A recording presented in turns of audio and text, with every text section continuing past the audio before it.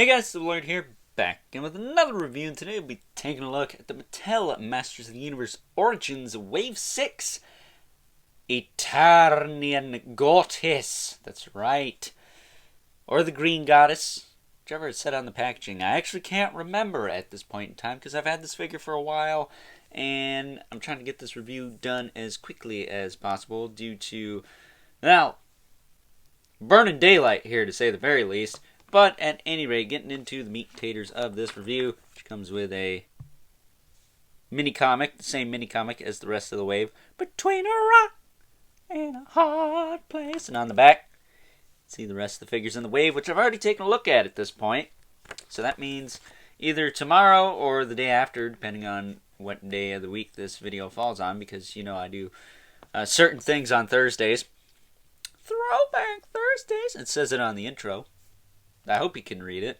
Let me know if you can read that, by the way. I haven't asked about the intro in quite some time, so, you know. If you can't read it, well, then I guess I need to change something, huh? But at any rate, the Eternian Goddess, or the Green Goddess, or the Neon God, whatever you want to call her, is a mini-comic character from the Alcalca days. Alcalca days. And, yeah, it's essentially Teela, but it's not. The end-all be-all thing with Masters of the Universe is Teela is eventually supposed to become the Sorceress, sometimes have a kid with He-Man, / Adam, who will be the next champion of Grayskull, This is kind of where that stems from. It's not Teela, but the idea that Teela eventually becomes a Sorceress of Grayskull kind of stems from this character. It's where it originates. So there you go.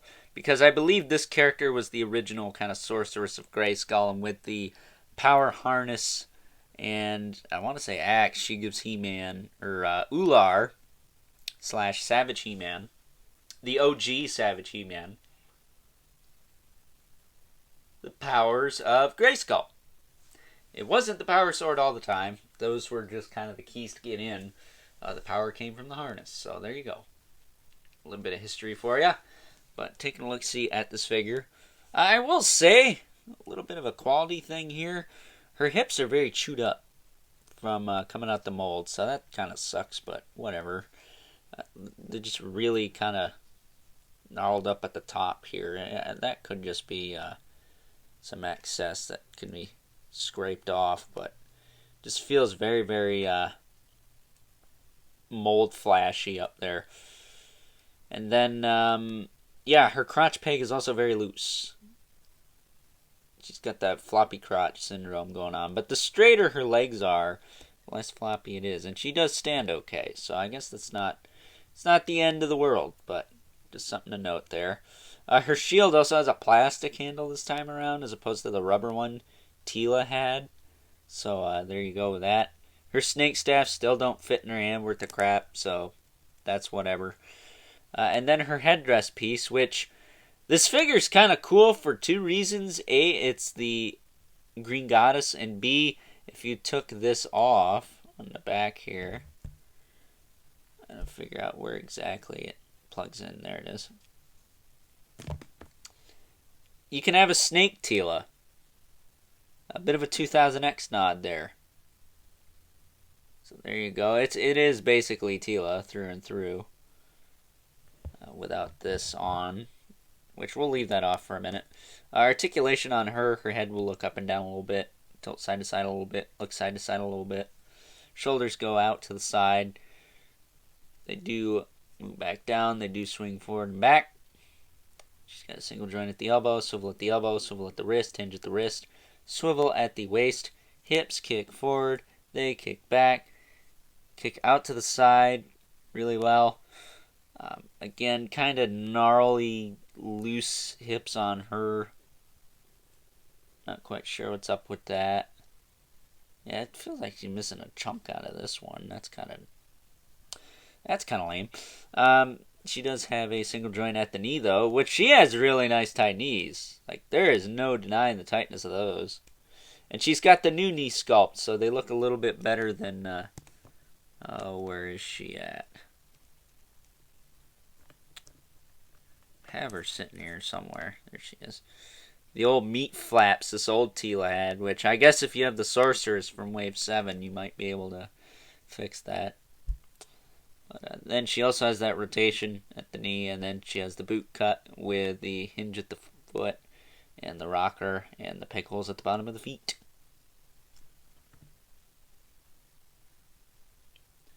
But putting her armor back on. I don't really care for how this armor sits. I wish it went around the neck, too. Just to add a little bit of stability to it. Because the crown piece ain't doing much for me, to be honest with you. It kind of flops off and stuff when you try to pose them. If it went around the neck, now it doesn't even want to tab in here. That's what I get for taking it off, huh? Taking it off and talking crap about it. Alright, I think I got it in there. But I wish this piece was like around the neck instead, or something, or it had a piece that went around the neck too. That way you could loop this down and then plug the head in and then wrap this around, and it would sit a little better on the figure, but I guess it's neither here nor there.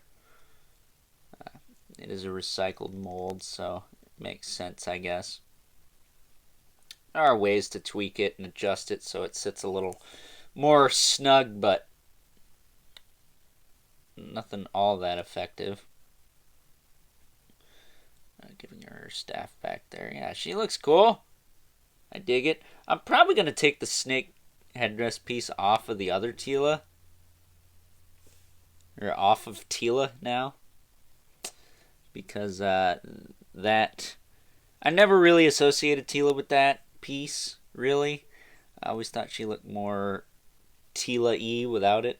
If that makes any sense. So, with that being said, speaking of which, let's take a look at some comparisons. First up, here's our new-ish Eternian goddess or green goddess. I'm going to say the green goddess because that's how it's been said for over 20 plus years now. So we're just going to roll with that. So here's the green goddess next to Tila from Wave 1, which, speaking of which,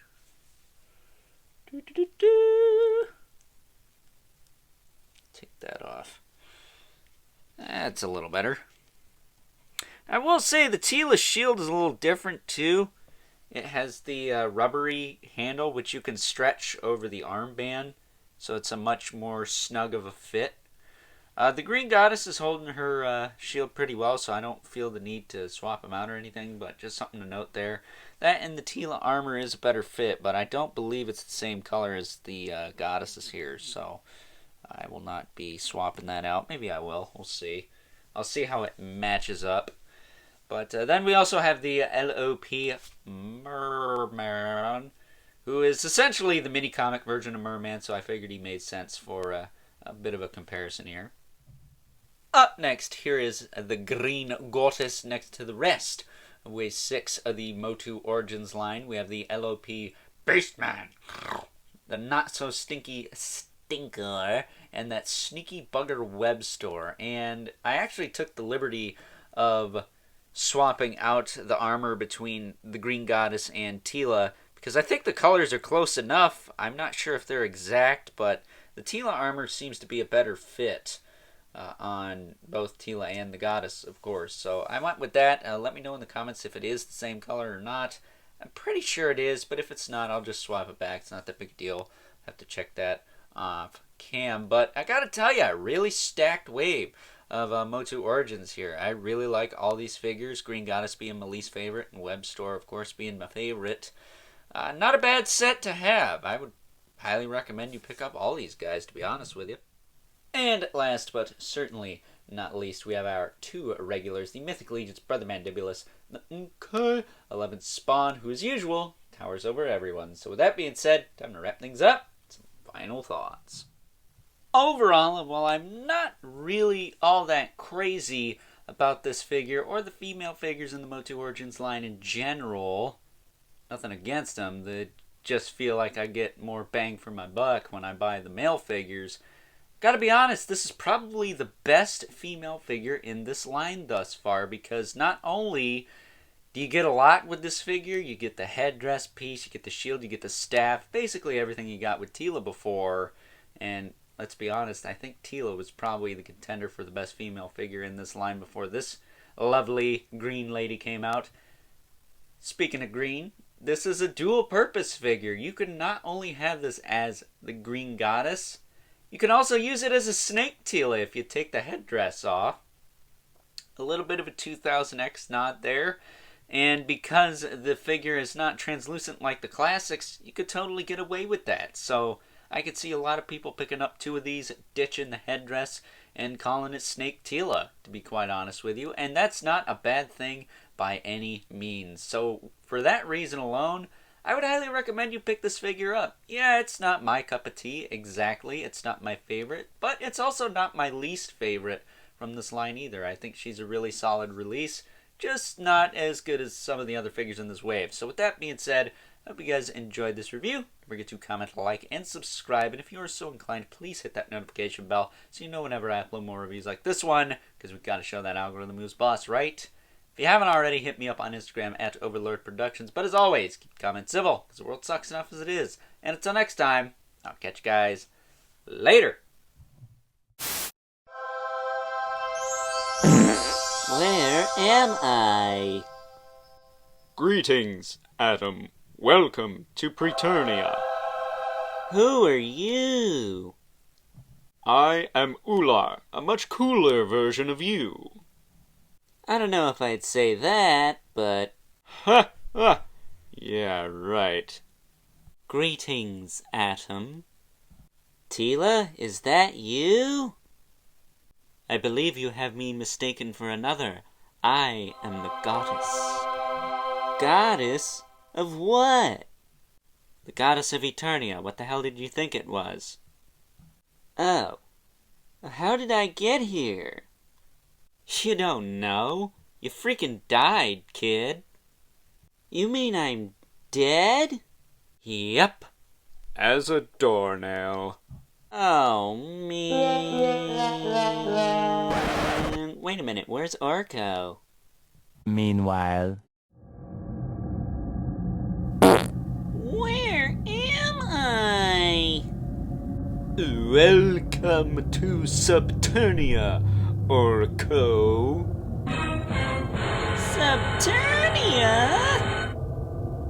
That's right, you little bitch. And I hope you look forward to gargling mayonnaise for all eternity.